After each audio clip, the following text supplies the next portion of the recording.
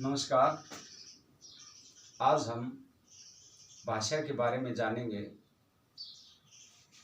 इसमें भाषा के बारे में मैं आपको ये बताना चाहूँगा, भाषा शब्द संस्कृत की भाष धातु से लिया गया है, जिसका अर्थ होता है बोलना। यानी भाषा जब शब्द हमारे दिमाग में आता है, उसका मतलब ये होता है एक ऐसा माध्यम जिसके द्वारा हम अपने विचारों को दूसरों के सामने प्रकट कर सकें और दूसरों के विचारों को हम समझ सकें। अब परिभाषा की बात करते हैं।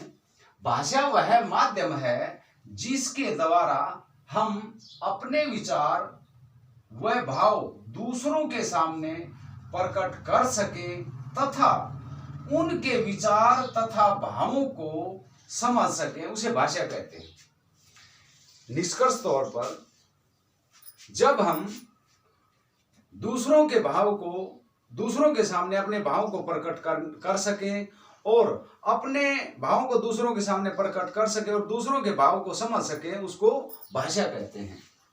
भाषा के दो प्रकार हैं। पहला है मौखिक भाषा, दूसरा है लिखित भाषा।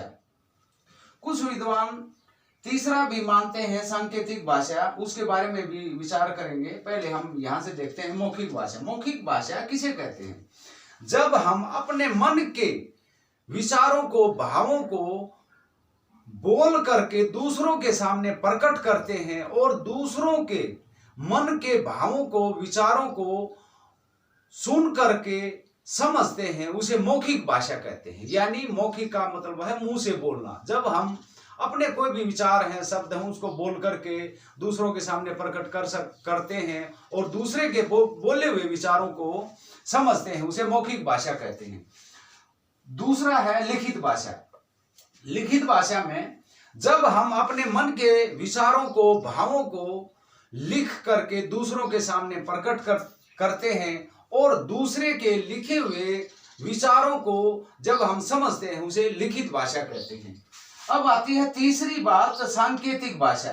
सांकेतिक भाषा की बात यह है कि विशेष परिस्थितियों में इसका प्रयोग होता है। मानव जाति के अंदर विशेष परिस्थितियों में सांकेतिक भाषा का प्रयोग किया जाता है। मुख्य तौर पर तो मौखिक और लिखित भाषा का ही प्रयोग होता है।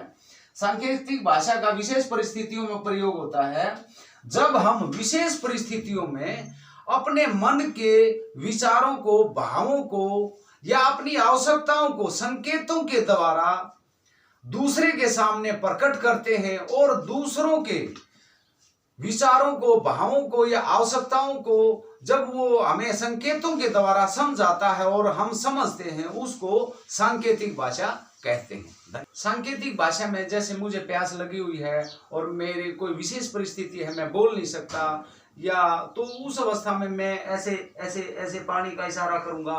कुछ खाना है तो मैं ऐसे ऐसे इशारा करूंगा। इस तरह से हम संकेतों के द्वारा भी अपने मन के भावों को दूसरों के सामने प्रकट कर सकते हैं।